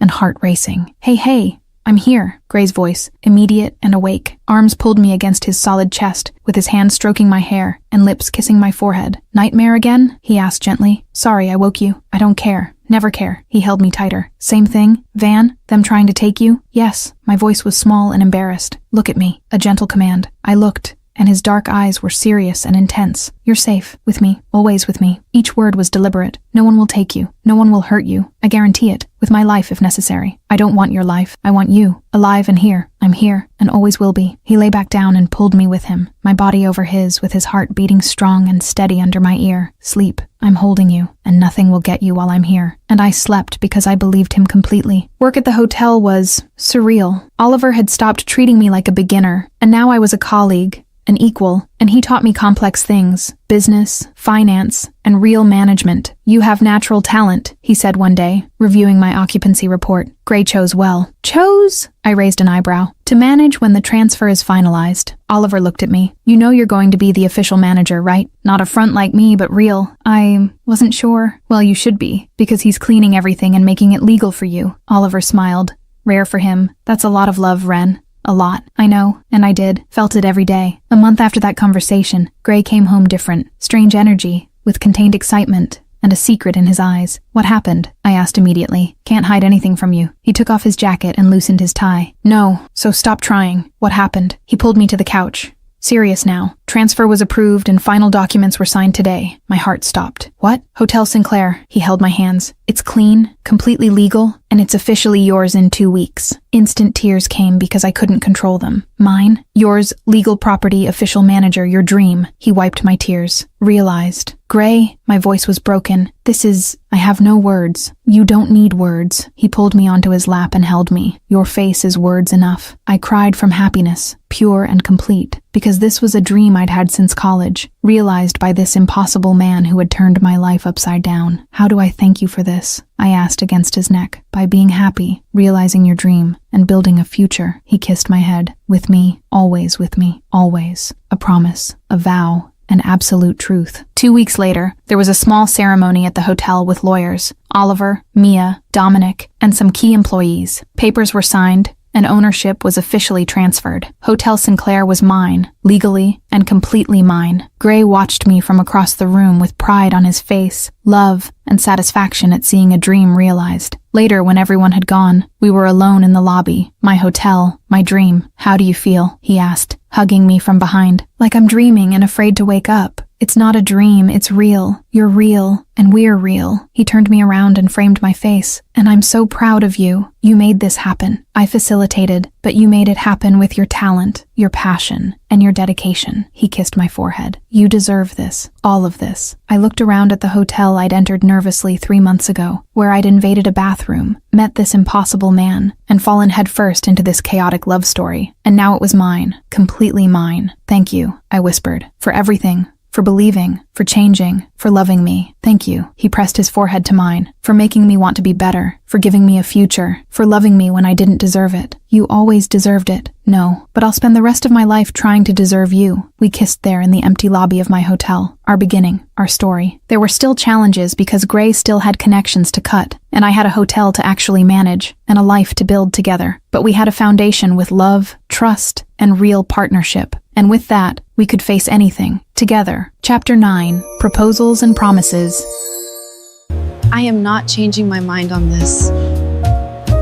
6 months, half a year since that ridiculous first day in the bathroom, and half a year since my life turned upside down in the best possible way. I didn't know it, but Gray was planning something. He'd been acting strange the last week, distracted and smiling to himself at random moments, with whispered conversations with Dominic that stopped abruptly when I entered the room. You're hiding something, I accused one night at dinner. I'm not. An obvious lie because he was terrible at lying to me now. You are, and your eyes do this thing. I imitated the way he looked away when lying. My eyes don't do that, but he was smiling, that secretive smile again. Gray, patience. He took my hand and kissed my fingers. Just a little more patience. I rolled my eyes but let it go because if there was one thing I'd learned about Gray in these 6 months, it was that his surprises were always worth it. Friday night. Gray came home earlier than usual. You need to get dressed, he said, too casual and trying to seem nonchalant. Get dressed for what? Dinner at the hotel. He was already walking to the bedroom. Something elegant, event-like. What event? There's nothing scheduled today. There is now. Come on. 1 hour. He disappeared into the closet before I could question further. Mia showed up 20 minutes later with a dress, makeup, and determination in her eyes. You knew, I accused immediately. I don't know anything. Huge smile and terrible lie. Now sit. I'm going to make you stunning. Mia, no questions, just trust. She was already opening her makeup bag. Today is special, I promise. An hour later, I was in the dark blue dress with hair down in waves and soft but elegant makeup. And Gray was waiting in the living room in a tuxedo. He stopped when he saw me with that look that still made me blush after 6 months. Beautiful, he said with a hoarse voice. Always beautiful. You too. I adjusted his tie. Now are you going to tell me what's happening? No, he took my hand. Come, you'll see. The car took us to the hotel, my hotel, and the parking lot was empty, which was strange for Friday night. Gray, what, do you trust me? He looked at me serious now. Always. Then come. We entered through the lobby that was empty too, with soft lights and classical music playing quietly, and rose petals on the floor formed a path to the elevator. My heart started racing. Gray, shh. He guided me to the elevator and pressed the 12th floor. 12th floor, room 1207. You didn't... I started. I did. That smile appeared. Nervous now and genuinely nervous. The elevator stopped. Doors opened. And more petals were there, leading to that door. The door. Room 1207. Gray opened it and let me enter first. And I laughed because I couldn't help it. Laughed out loud and genuine. The bathtub was full, but not with foam. Instead with rose petals. Hundreds of them floating in the water with candles everywhere and soft light that was romantic and ridiculous and perfect. Scene of the crime, Gray said behind me with a light tone, but his voice trembling. I turned and he was there, nervous, more nervous than I'd ever seen him with his hands in his pockets and stiff posture. You're ridiculous, I said, still laughing. And you love me like this. It wasn't a question but certainty, though there was vulnerability in his eyes. I do, I confirmed. Completely. He took a deep breath, took his hands out of his pockets and knelt, right there in the bathroom where it all began, where I'd screamed and almost drowned in foam, where our impossible story had started. A small box appeared in his hand, dark blue velvet, and he opened it revealing a ring that was beautiful with a perfect diamond, simple but elegant. Exactly my style. Exactly my. Ren, his voice was shaking now. Really shaking. 6 months ago, you walked into this bathroom and turned my life upside down, brought chaos, the best kind of chaos. Tears were already falling because I couldn't stop them. You made me laugh when I'd forgotten how, made me feel when I was dead inside, made me want to be better for you and because of you. He held the box with both hands, steady. You brought chaos into my life, the best kind. So this is my fault? I tried to joke, but my voice came out teary. Totally. He smiled that genuine smile. Vulnerable. Will you take responsibility? Marry me? Yes. I didn't even let him finish properly. Yes. Obviously, yes. He slid the ring onto my finger with hands trembling, and mine too. And it was perfect because it fit perfectly. He pulled me up into his arms and kissed me, desperate and relieved and happy, completely happy. When we pulled apart, both laughing and crying at the same time, he pressed his forehead to mine. You said yes. Of course I said yes, idiot. I laughed through tears. Did you think I'd say no? I was terrified you would. Raw honesty. Never proposed to anyone before and didn't know if I was doing it right. It was perfect. Ridiculous.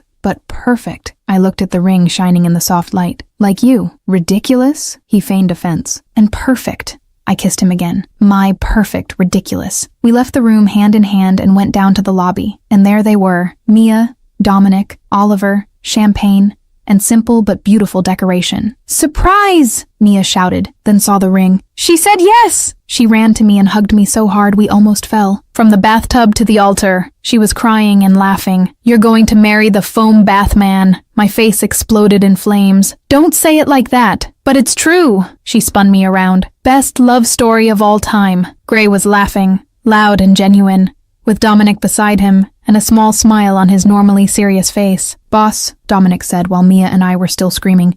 You're happy. I am. Gray looked at me with obvious love that was complete.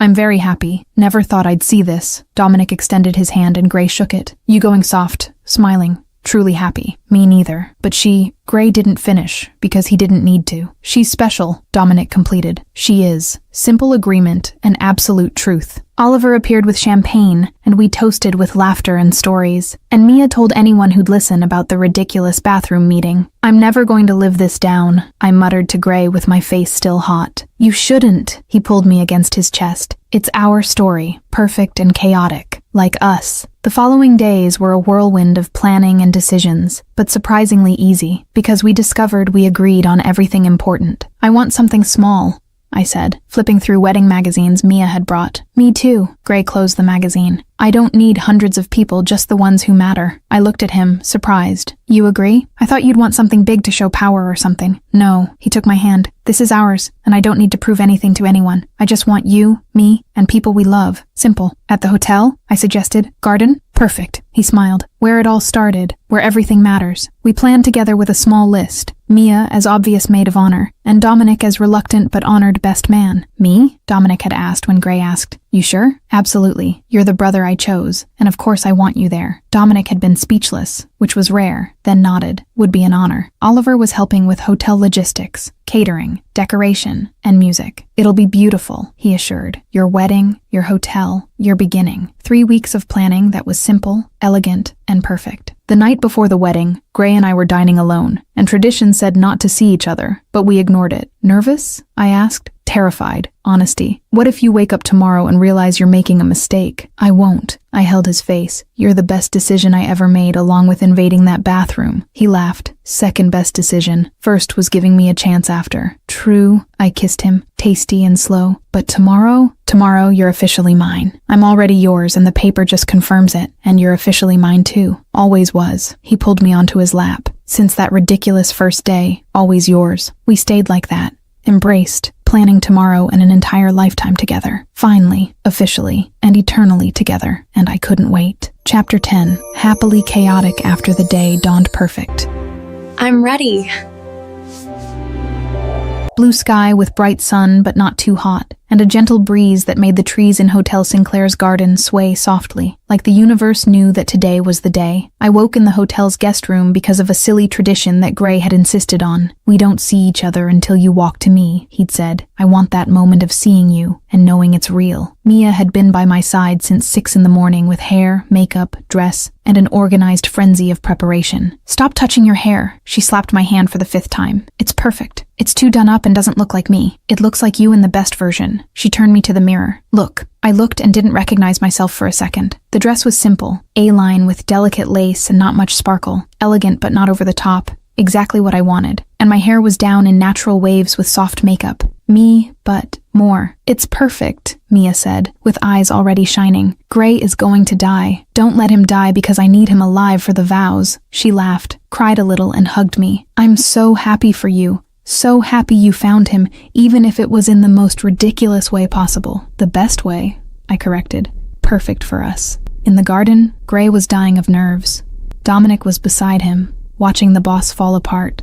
Stop touching your tie, Dominic said for the 10th time. It's perfect. It's crooked or too tight, I don't know. Gray pulled at it again. I can't breathe. It's nerves, not the tie. What if she changes her mind? What if she walks up here and realizes she's making a mistake? She won't. Dominic put his hand on the boss's shoulder in a rare gesture. She loves you, and you saw the way she looks at you. She deserves better. Maybe, but she chose you. So respect her choice. Gray took a deep breath and looked around at the simple decoration with white chairs, white and blue flowers, a small altar, just family and close friends. People who really mattered. Perfect. Oliver appeared. 5 minutes. Gray went pale. 5. Breathe, Dominic ordered. You commanded a criminal empire and you can survive your own wedding. Empire was easier, but Gray was smiling now. Nervous, but smiling. Music started. Soft and classical, meaning it was time. Guests sat. 20 people. That's all. Intimates and important ones. Gray positioned himself at the altar with Dominic beside him, both impeccable in tuxedos. Mia entered first in a light blue dress, already crying. Hadn't even seen me yet. And already crying. And then the music changed to our song, the one that played in the elevator when we got stuck. Doors opened, and there I was. Gray saw me and froze completely. I started walking slowly and alone, because I'd chosen it that way, walking by my own choice to him, for him, and with him, each step closer with his eyes fixed on me, shining and vulnerable and emotional. When I got close, I saw it. A tear, a single tear falling down his face. Gray was crying for the first time visibly in front of everyone. "Hi," I whispered when I stopped in front of him. "Hi." His voice was hoarse and emotional. I have no words. "First time for everything," I smiled. He laughed, small and emotional, and held my hands like they were an anchor. The officiant began with traditional words about love, commitment, and eternity. And then it was time for vows. Me first with paper in hand, trembling, but necessary because I wanted to say it right. "Gray," I took a deep breath. "You came into my life through the most ridiculous mistake. Wrong door, but right moment." Light laughter from the audience. "I promise to always open wrong doors if they lead me to you. I promise to laugh at your provocations. I promise to let you make me horrible coffee every morning. I promise to be your partner in everything, always and forever." Tears were falling freely now. His and mine. His turn with no paper, straight from the heart. "Ren," his voice was trembling, "you made me laugh in a humorless world and made me feel when I was dead inside, and I promise to protect you, love you, and try not to be too sarcastic." A pause with a mischievous look even through the tears. "I don't promise success at that." Laughter. Genuine and loving, "but I promise to try to be worthy of you every day for the rest of my life." His voice was serious now. "I love you and always will, since that ridiculous first day in the bathroom, always." "Rings," the officiant requested. Dominic handed them over, and Mia too, with hands still trembling and emotions overflowing. Gray slid the ring onto my finger,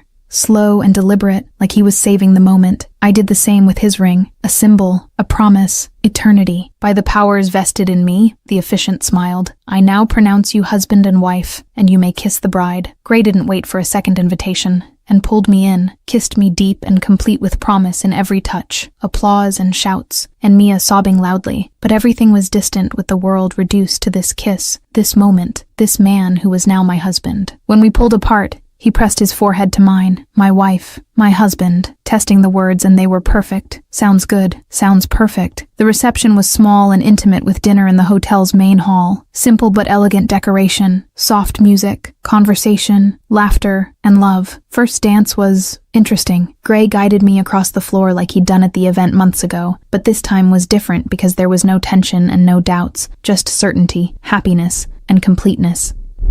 "We did it," he said quietly. "We really did it. Did you doubt it?" "Every day until today. Honesty. But you're here with me, my wife, and it's real. Very real." I squeezed his hand. "Stuck with you forever. Best prison in the world." We cut cake, toasted, and danced more with hours passing in perfect happiness. And when it ended, when the last guest left, we were alone in the garden, where we'd gotten married, and where we'd promised eternity. "Ready?" Gray asked. "For what? For the rest of our life?" "More than ready." I kissed him, tasty and slow. "Let's go home, husband. Let's go home, wife." 1 year later, Hotel Sinclair was thriving. Under my management, occupancy had increased 30% with excellent reviews, happy staff and satisfied guests, and everything was working perfectly. Gray had kept his promise and was completely out of crime now. As a legitimate security consultant who used knowledge from the past for good, helped companies, protected people, and did honest work that was legal, and his, still sarcastic, I complained frequently. "But all yours," he always retorted. Life had fallen into an adorable routine with work, home, and each other. Simple and perfect. Tuesday morning in the kitchen with me making coffee and Gray trying to help. I turned too fast and my elbow hit his cup. Coffee flew everywhere. Floor, table, my blouse. "Seriously?" I looked at the disaster. Gray was laughing, of course.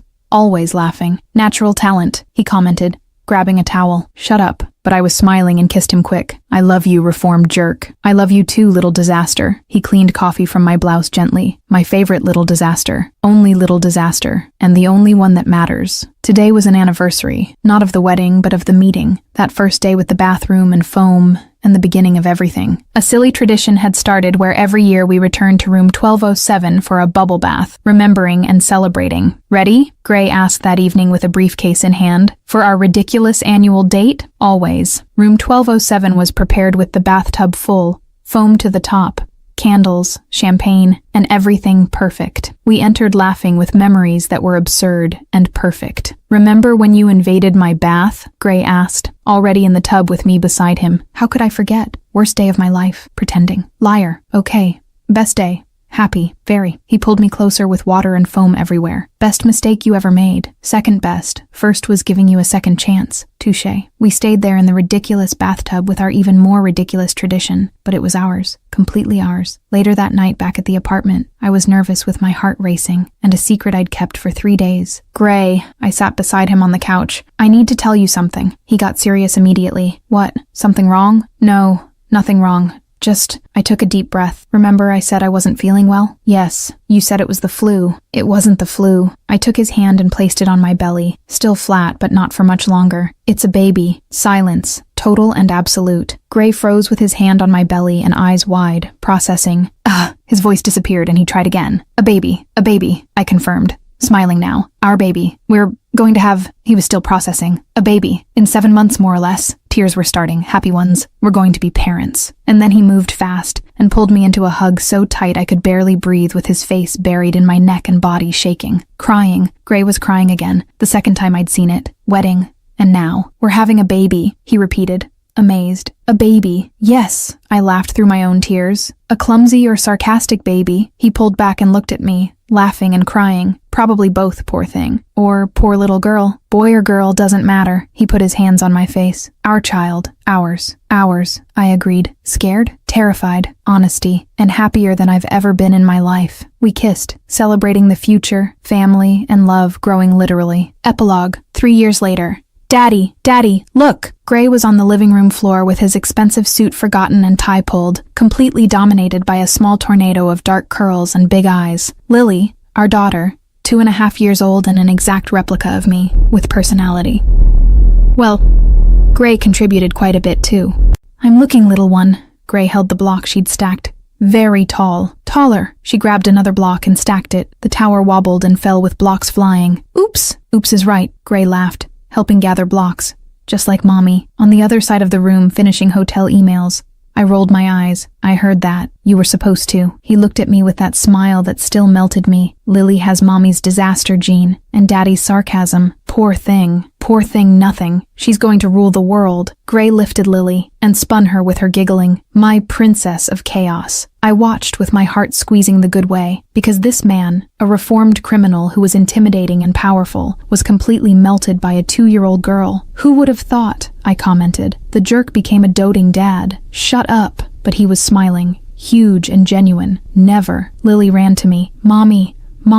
Park? After lunch, my love. I picked her up, heavy and growing too fast. Daddy will go with us. Daddy always goes. Gray approached and hugged us both. Never misses Park with my girls. Hotel Sinclair was thriving with 5 stars maintained and excellent reputation. My pride and my dream realized. Gray worked less now by his choice, because he wanted time with family, with us, and his priorities had changed completely. Happy? He asked later, with Lily napping and us on the couch intertwined. Delirious. I kissed his neck. You? More than I imagined possible. He squeezed tighter. You, Lily. Home, family, clean life, everything I never thought I'd have. And all because I walked through the wrong door. Wrong door, he agreed. Completely right moment. We stayed like that, embraced, with a perfect life that wasn't perfect without problems, but perfect for us. Still chaotic, because Lily guaranteed that, and with a second baby on the way from last week's discovery that I still hadn't told Gray about. A surprise for later. More chaos coming, with more love and more adorable disasters. And I wouldn't change anything, absolutely anything, because sometimes the wrong door leads to everything right. The right person, the right life, the right love, and I'd found all of that in a ridiculous bubble bath with a sarcastic criminal who turned my world upside down in the most perfect way possible. Wrong door, a problem that became solution, chaos that became peace, and crime that became redemption. Our story, impossible and ridiculous and perfect. Nell, Easter eggs you might have missed in this chaotic love story. The elevator music becomes the wedding theme. The classical music that was playing when Ren and Gray got stuck in the elevator the moment she grabbed his arm in the dark is the same music chosen for her entrance at the altar. Gray only cries twice. Throughout the entire story, Gray cries visibly only twice. When he sees Ren walking down the aisle, and when he finds out he's going to be a father. Moments that leave him completely vulnerable. The wet pattern. Ren spills liquids on Gray 3 times throughout the story. Bogfu foam from the bath first meeting. Coffee on his white suit 3 months later. and coffee in the kitchen after they're married. It's her chaotic signature on the relationship. Lily equals the Lilies. Their daughter is named Lily, connecting to the surviving Lily that Gray left in Wren's office with the note survivor. Like you, symbolizing that their love and daughter was born from chaos, but survived.